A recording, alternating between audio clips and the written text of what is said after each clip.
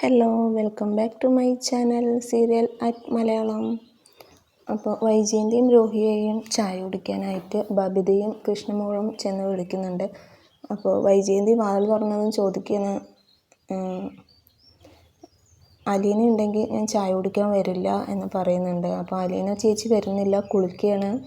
അതുകൊണ്ട് അമ്മയ്ക്ക് ഭക്ഷണം കഴിക്കാനുള്ള ടൈം അലീന ചേച്ചി അലോ ചെയ്തിട്ടുണ്ട് എന്ന് പറഞ്ഞിട്ട് അവരെല്ലാവരും കൂടെ ചായ കുടിക്കാനായിട്ട് ഡൈനിങ് ടേബിളിലേക്ക് പോവുകയാണ്. പോയിട്ട് അവിടെ ഇരിക്കുമ്പോൾ എന്തായി, മാനേജർ അച്ഛനെ കണ്ടിട്ട് എന്തെങ്കിലും കോളേജിൽ പോകുന്ന കാര്യം ശരിയായോ എന്ന് വൈജയന്തി ചോദിക്കുകയാണ്. അപ്പോൾ രോഹി അവിടെ ഉണ്ടായ കാര്യങ്ങളെല്ലാം വിശദീകരിച്ച് ബബിതയ്ക്കും കൃഷ്ണമോൾക്കും വൈജയന്തിക്കും പറഞ്ഞു കൊടുക്കുകയാണ്. ഇവിടെ അലീന ചേച്ചി നല്ല പെർഫോമൻസാണ് കാഴ്ചവെച്ചത്. അതിൽ മാനേജർ അച്ഛൻ അങ്ങനെ അന്തം വിട്ട പോലെ നിൽക്കുന്നുണ്ട്. നല്ല ഒരു തിരിച്ചടി തന്നെ കൊടുത്തിട്ടുണ്ട്, മറുപടി തന്നെ കൊടുത്തിട്ടുണ്ട് എന്ന് പറഞ്ഞിട്ട് പറയുന്നുണ്ട്. അപ്പോൾ എന്തായിരുന്നു ആ മറുപടി എന്ന് ചോദിക്കുമ്പോൾ അവിടെ ഉണ്ടായ കാര്യങ്ങളെല്ലാം രോഹി വിശദീകരിച്ച് കൊടുക്കുകയാണ് അവർക്ക്.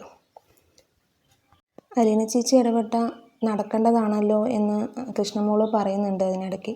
അപ്പോൾ വൈജയന്തി പറയുന്നുണ്ട്, ഒരിക്കൽ ചക്ക വീണ മുയൽ ചത്തോ എന്ന് കരുതി എപ്പോഴും ചക്ക വീഴുമ്പോൾ മുയൽ ചാകണമെന്നില്ല എന്ന് വൈജയന്തി ഒരു ചെറു പുഞ്ചിരിയോടെ പറയുന്നുണ്ട്. അവളെ ഒരു കളിയാക്കിയ രീതിയിൽ, അലീനയെ ഒരു കളിയാക്കിയ രീതിയിൽ പറയുന്നുണ്ട്.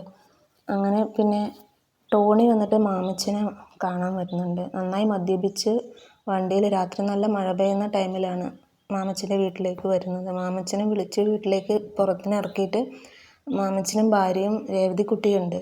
അപ്പോൾ അവരെ നോക്കി ടോണി പറയുന്നുണ്ട്, നിങ്ങളുടെ ചത്തുപോയ മകനാണ് എൻ്റെ ജീവിതം നശിപ്പിച്ചത്. എൻ്റെ ജീവിതം ഇങ്ങനെയും ആവാൻ കാരണമാണ്. നിങ്ങളുടെ മകൻ്റെ കുഞ്ഞ് എവിടെയുണ്ട് എന്ന് ഞാൻ കണ്ടുപിടിച്ചു. എവിടെയാണ് താമസിക്കുന്നതെന്ന് എനിക്കറിയാം. ഞാൻ നിങ്ങൾക്കൊരിക്കലും അത് പറഞ്ഞു തരില്ല. ആ കുട്ടി ഒരു അനാഥാലയത്തിൽ വളരുന്നുണ്ട്.